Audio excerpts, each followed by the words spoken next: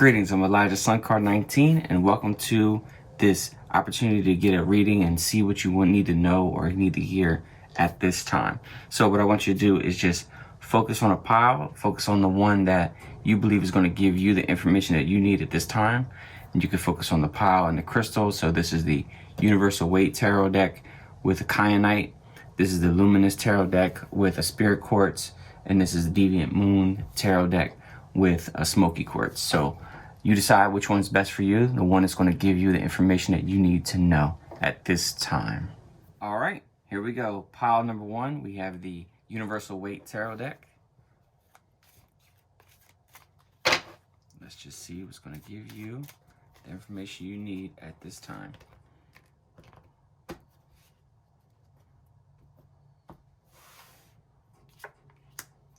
First, we have the Two of Wands reversed. Typically, this is an idea of not taking on a journey.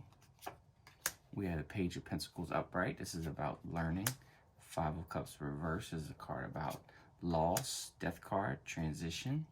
And finally, we have the Queen of Swords reversed, which is a sort of a denial of a transition of some sort. Okay, so up first with this Two of Wands reversed. Typically, this is a time to move on, a time to go, a time to push or move beyond something. And it's like a calling and saying, hey, look, there's some things that you want.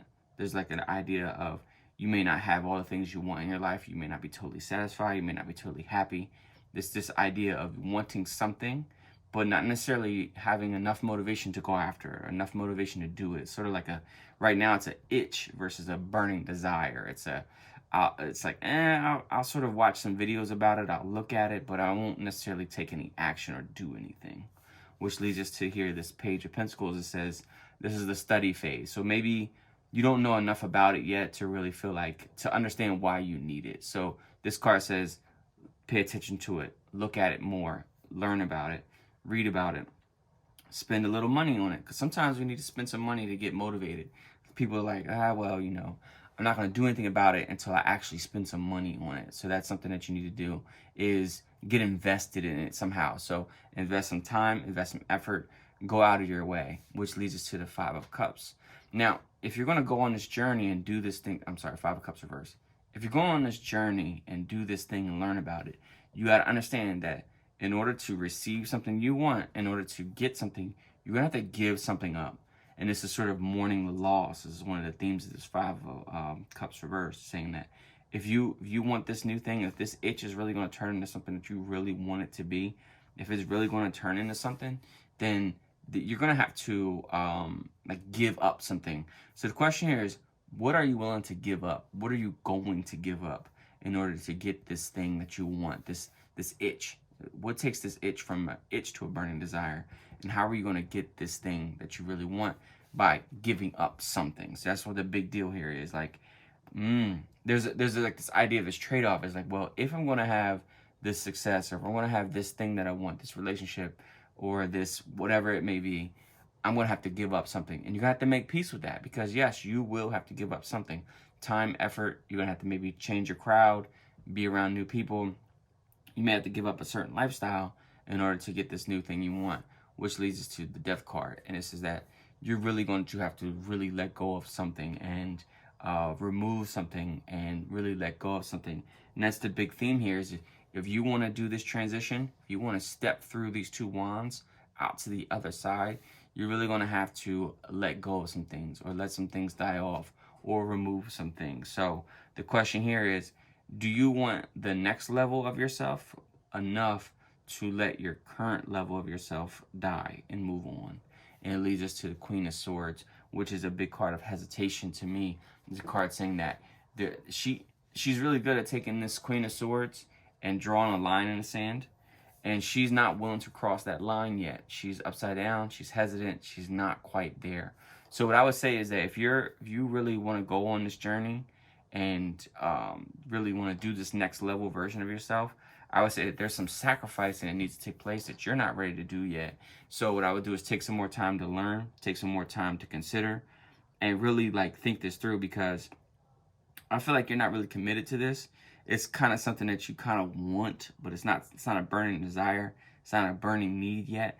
It's sort of like you think about it, you want it, but you're not really ready to pay the price for it yet, or really to do the work for it yet. So right now, just leave it as an itch. Leave it as an itch until you learn more about it. Until it becomes, you have to go from an itch to a burning desire, and be willing to burn some things off so you can transition into this and get to the other side of that line, to get to that other point where you're like, all right, I'm ready to go from interested to committed. There's a big jump here, and I feel like you haven't done the work yet, so you're not quite ready for it. So what I would do is learn some more, study some more, take your time, and really think about this, because if you're not truly committed, then I don't think you should go on this path. I'm Elijah Sun Card 19. Thank you for choosing this pile. Thank you for letting me read for you. Be sure to hit the thumbs up button, leave a comment. Be sure you're subscribed to the channel, and check me out on all the social media platforms. All right, peace. Greetings, I'm Elijah Sun Card 19, and here we go. This is pile number 2. So if you've chosen this pile, this is the one for you. I'm using the Luminous Spirit Tarot deck. All right, here we go.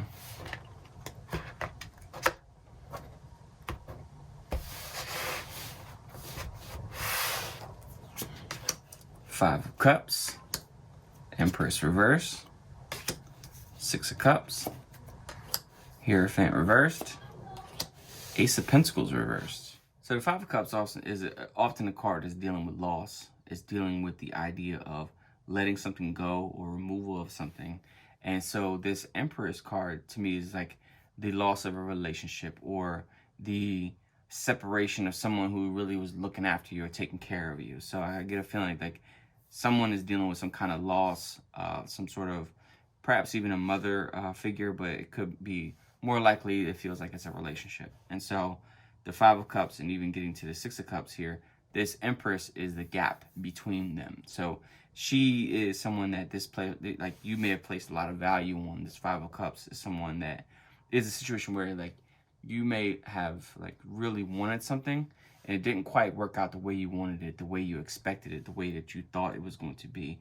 And so this Empress reverse is like, this relationship with this person wasn't quite what you wanted them to be, which leads us to the Six of Cups.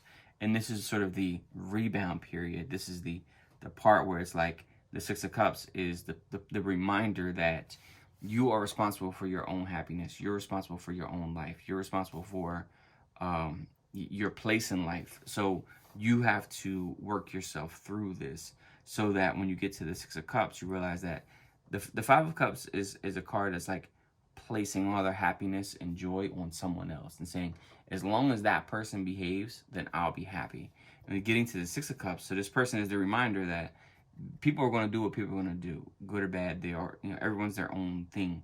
So when you get to the other side of this, with the Six of Cups, is the reminder that, nope, wait, I'm going to be happy regardless of what you do. So this is the jump between I'm happy because of what you do. This card is I'm happy regardless of what you do. And that's a big transition. That's a big step to go on, which leads us to the Hierophant reverse. And it's this is a card of leadership. This is a card of, this talks about like having someone to really look up to. And so I feel like that person's not there for you either. These two cards are like, oh, I'm going to take care of, I'm dependent on someone else to be happy. Now I'm dependent on myself to be happy. And this is, I'm dependent on someone else to guide me.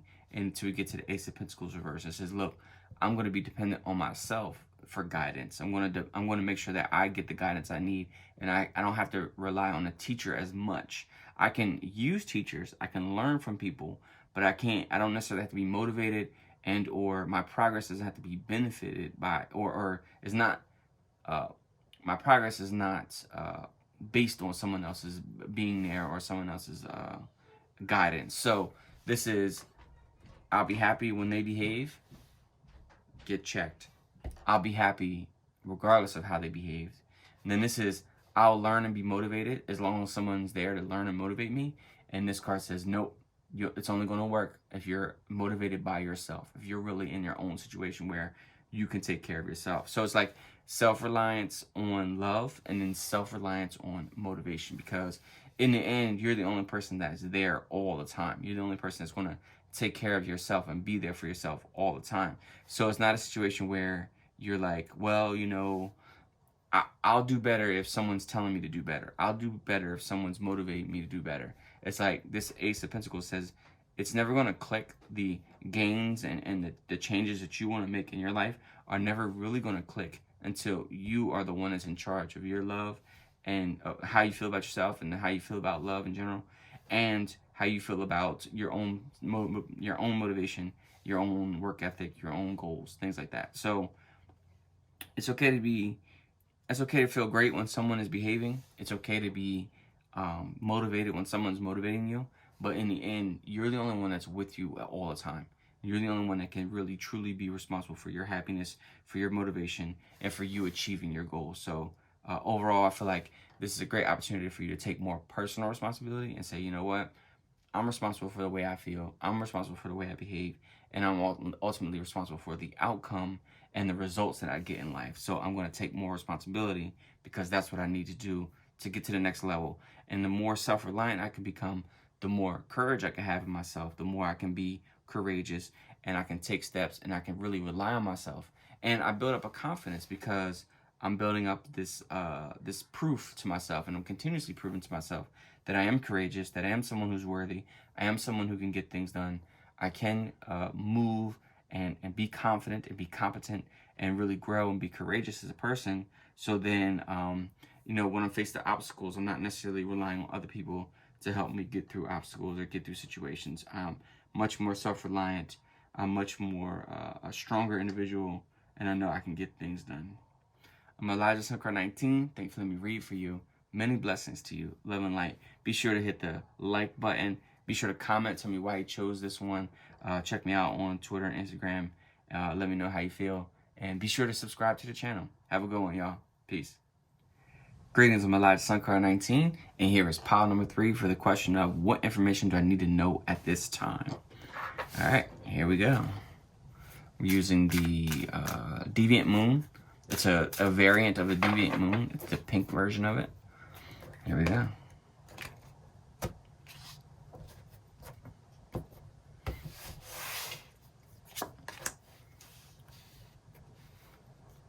Got the 4 of Swords, the 2 of Swords, the 8 of Cups, the Ace of Swords, the Moon card reversed. Okay, here we go. So this 4 of Swords is typically a card that's seeking a balance. It's seeking a point where someone's mind could be much more stable. Someone's like, you know what? I'm thinking about things consistently. I'm not like burning myself worried and tiring myself out. So this 4 of Swords has a tendency to burn you out if you overthink things and you're like overanalyzing things all the time. And so this card is like, hey, let's put a rest to that burn. Let's say, you know, you're overanalyzing, you're over just thinking things and thinking things like, whoa, let's just draw some lines. And this 2 of Swords to me represents is, hey, there's a line somewhere. On one side of the line, there's things you can control. And on the other side of the line, there's things you can't control. And so there's no point of worrying because you have the things you can control. No point of worrying about them because you just take action. You control them.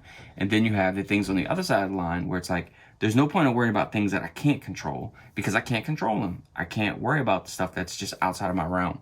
And so this is like a call for stoicism where it's like, hey, I need to control this thing. I need to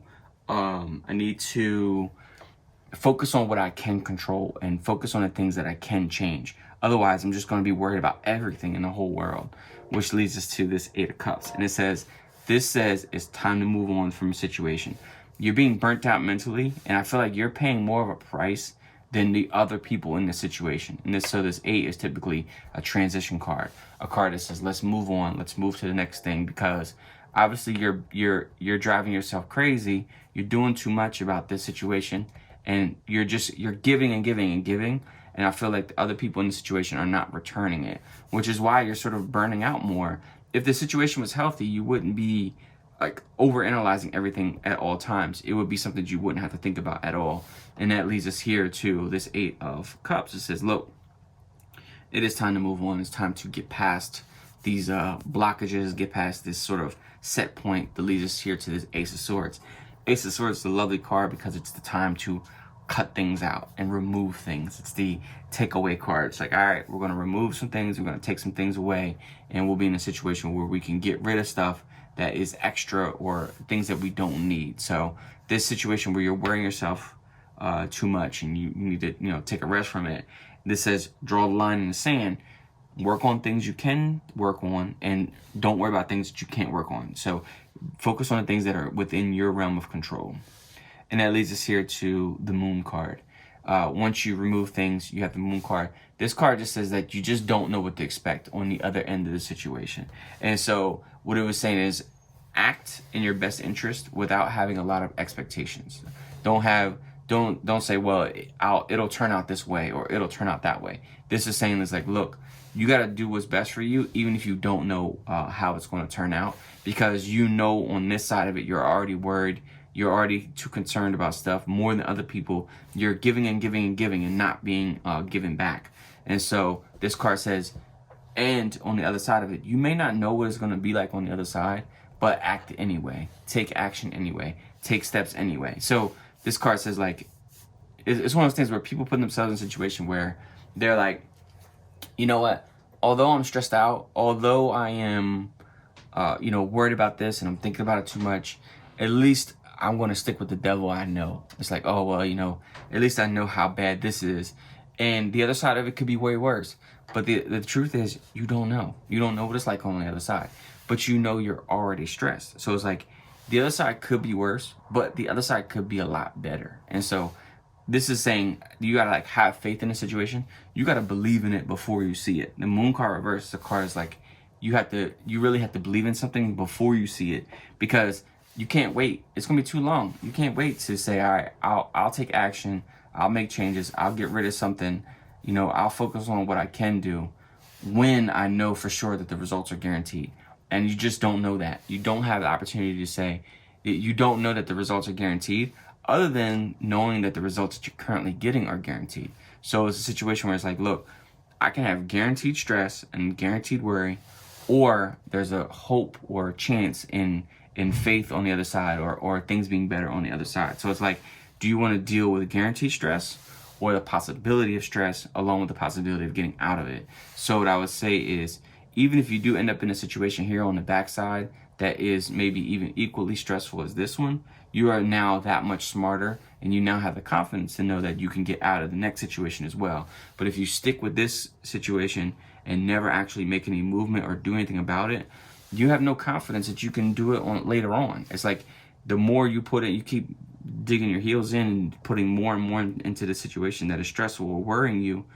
It's like you have like a sunken cost thing where it's like, well, I don't want to leave it now because I've invested so much. And it's like, the faster you get out of it, the less you feel like you've invested. So it's like, would you rather invest 2 years or 4 years into a situation that you don't want? Because at the 4-year mark or 5-year mark, you're even less likely to leave at the 2-year mark, even though you know more about the situation. So in order to remove the sunken cost, in order to say, hey, even though I've already invested so much into the situation, and instead of keep investing into it, make it even harder to go, the sooner you leave, the better, because you will have that confidence that you can remove yourself or remove situations from your life where you feel more confident that you can remove things. So now you get to the other side where it's like, even if I don't know the future, even if I'm not guaranteed that life will be better on the other side, I'm still strong enough and courageous enough to get myself out of a situation where I'm not happy. So I'm not going to sacrifice potentially great for